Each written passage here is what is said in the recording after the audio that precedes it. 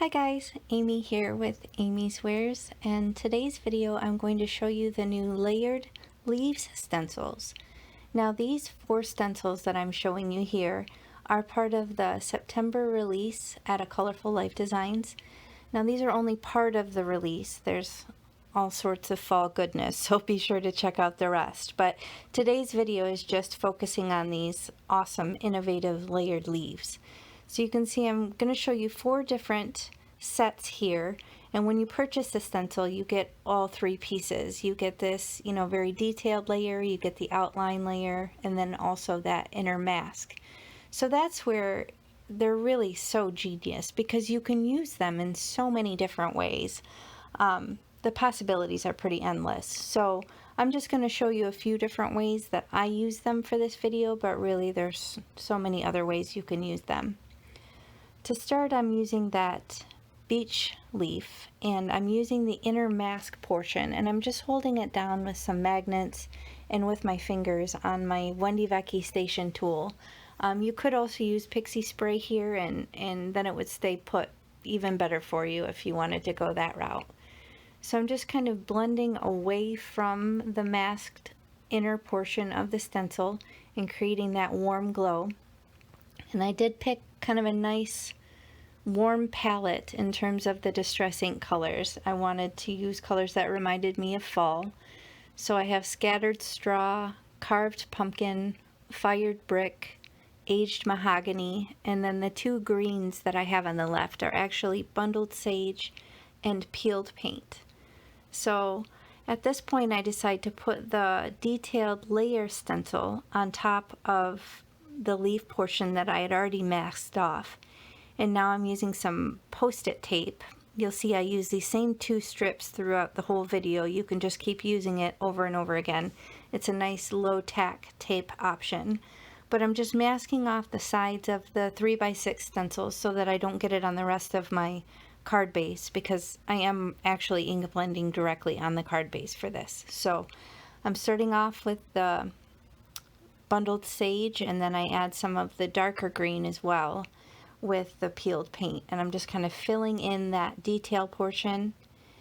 And with the big reveal, you can see there's all that gorgeous detail, the veins from the leaf, just nice and bright and white. If you don't like how stark it is, you can again use that outside portion of the stencil and then just kind of lay some ink down over the veins just to kind of tone down the white if it's too much for you. But in this case I opted to leave it. Now my ink blending, as you can see, isn't the best on here. I'm a bit of a hot mess.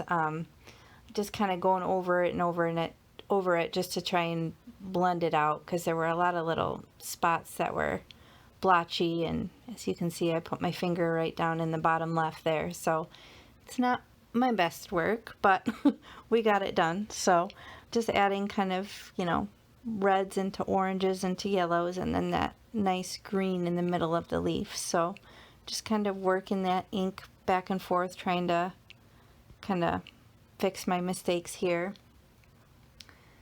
And then once I remove the leaf part, you'll see that the green with the veins just really pops out nice against that warm background. Now here I have a little sprayer of water that I've added some Perfect Pearls into, so it gives a little bit of interest and also helps mask my not so good blending job I did here. That's a little tip for you. If it's not your best blending, then add some additional detail to it and drop some water droplets, because Distress inks are water reactive, so it's a way to kind of detract from your mistakes a little bit. So here I decide I want to use the other 3 leaf stencils in a different way, and I'm using that outside edge, and to start I'm going very light. I'm even just going to use the residual ink that's on the brushes to start, because I don't want it to be as stark white as it was in the last card. So I'm just using that outline, the basic outline, just laying down a subtle bit of color. I'm using the orange brush at this point, so it would be some carved pumpkin residual on there that I'm laying down. And then I move to, the next outline of the leaf that I want to use and just kind of lay it over top. I'm not worried about masking it. You absolutely could mask it here if you wanted. That's another benefit of having all 3 layers of the stencils.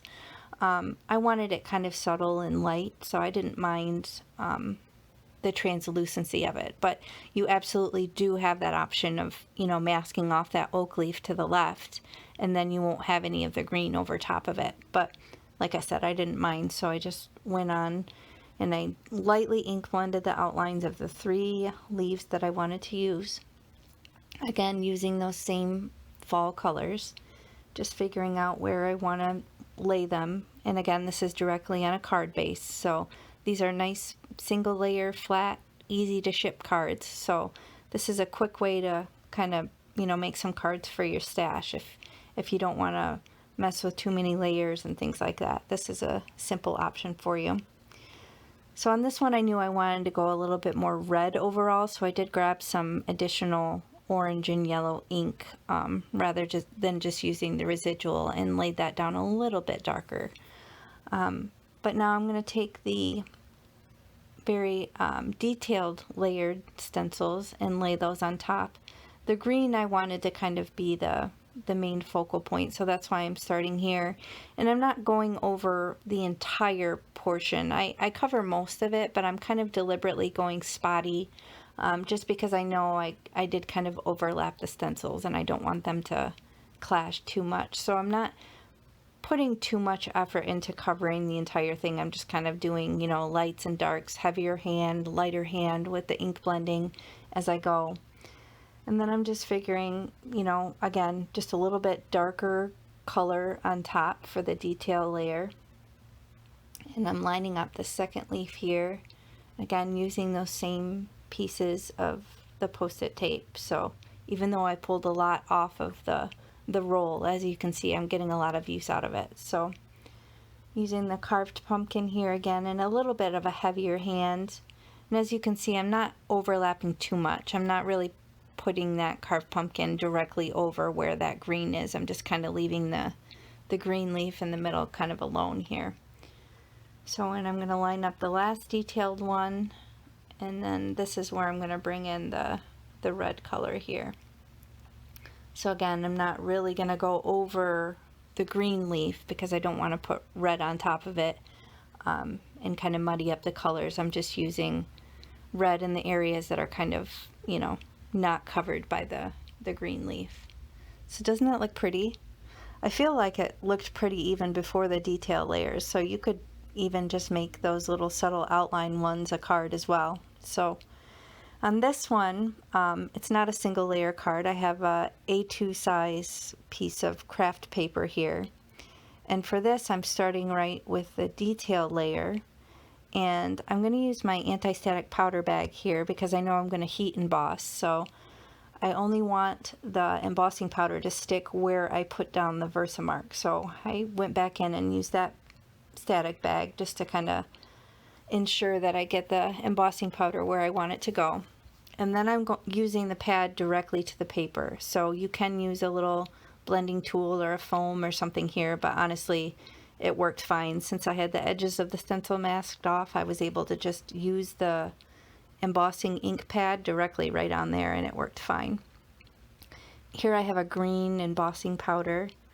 So if you have a stockpile of random color embossing powders that you don't use very often, this might be a good use for these. If you have reds and orange and gold and all sorts of fall colors, it would be really pretty to kind of emboss these. And honestly, you could emboss this outline bit in 3 of the different leaves or 4 of the different leaves, all different colors. So like I said, lots of options here.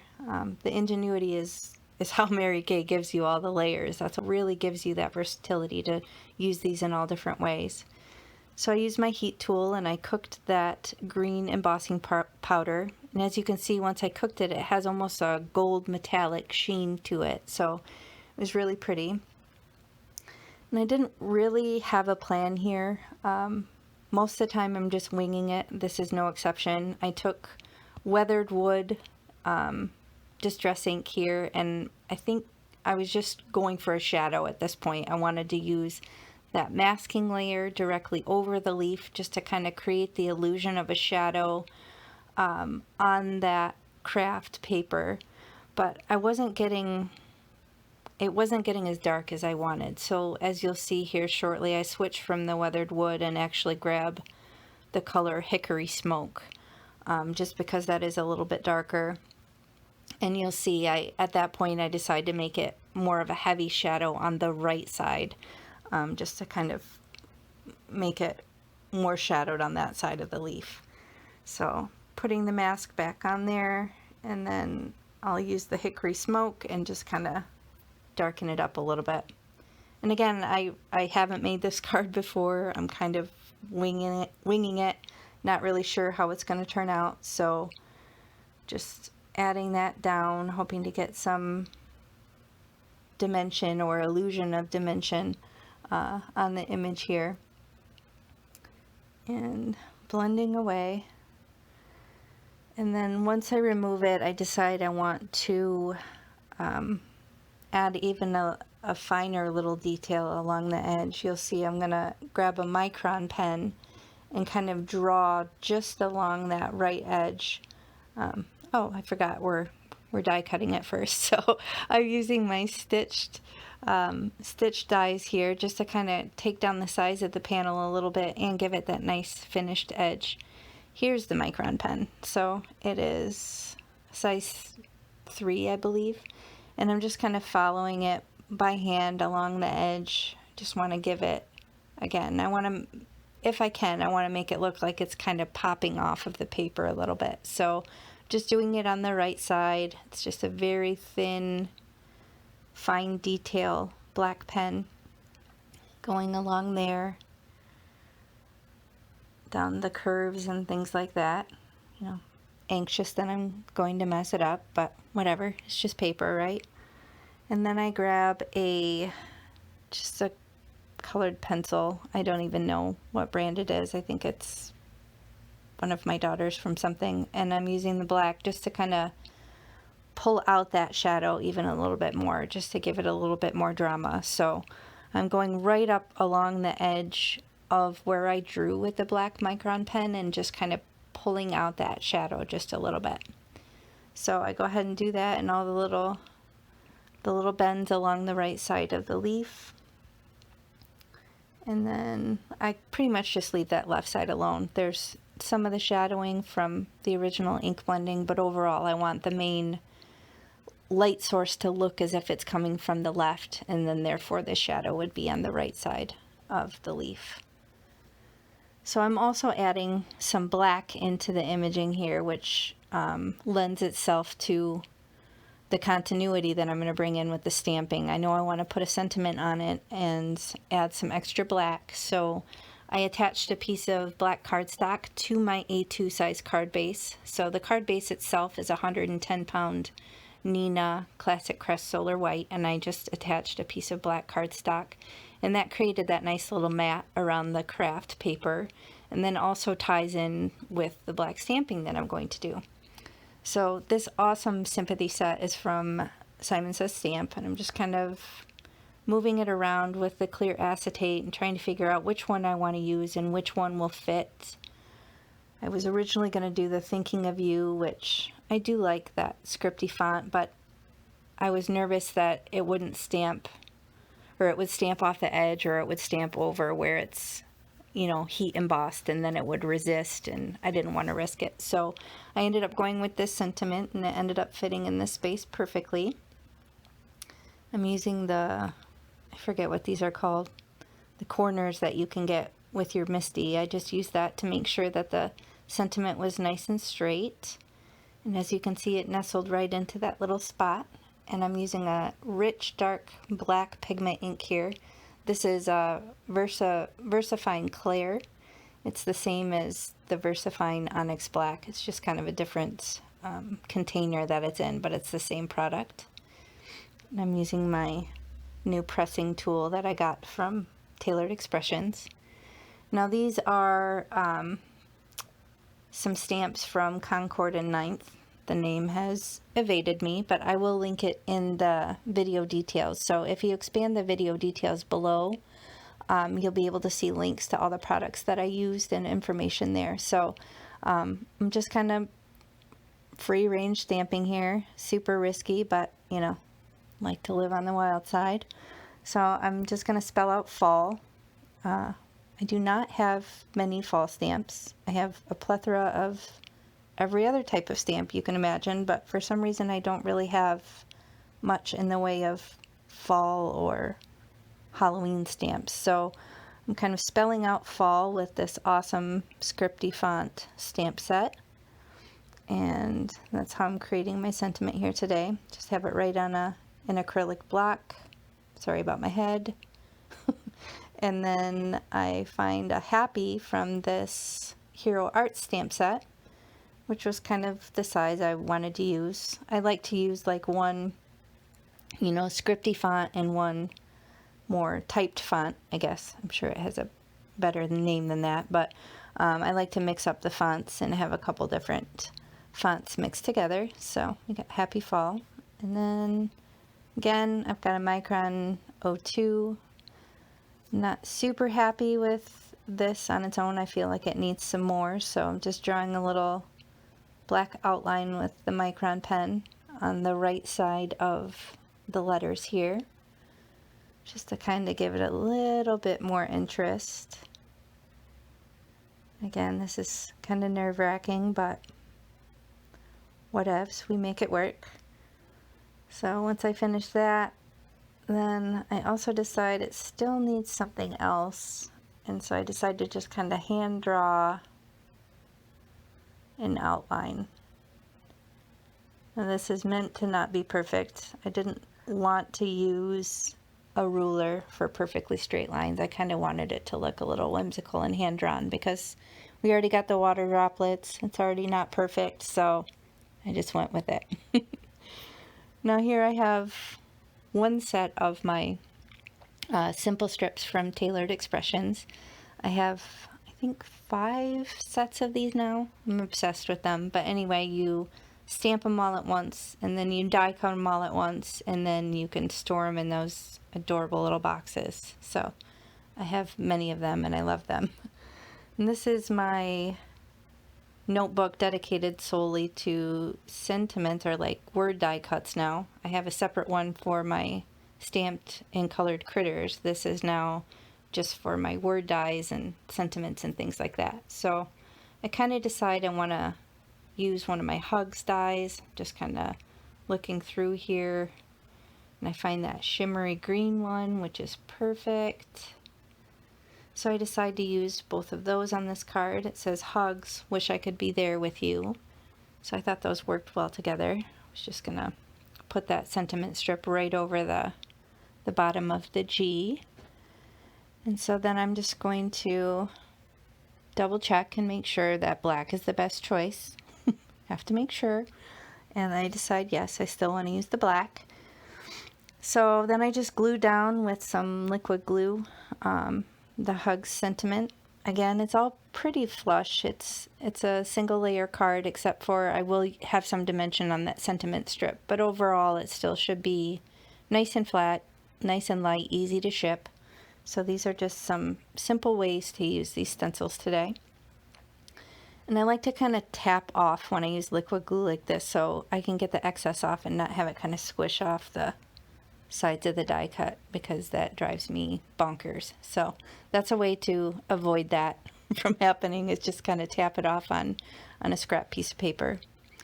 And then I have these little Doris foam strips. They're super tiny, and those fit perfectly behind these sentiment strips. So this will be the only thing popped up on the whole card.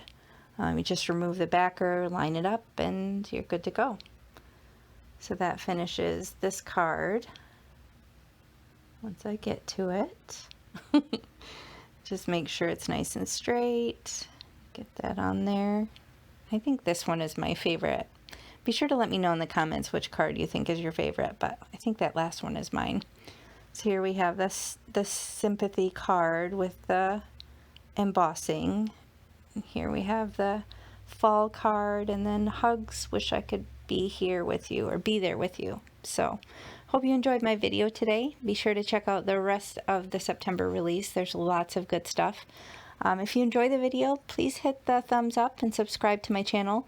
If you hit the bell, you'll be notified every time I post a new video. So I really appreciate you guys, your comments, your likes, and sticking with me through all my babbling nonsense. But anyway, I hope you enjoyed the cards, and yeah, check out this release. Good stuff. Have a great day. Bye.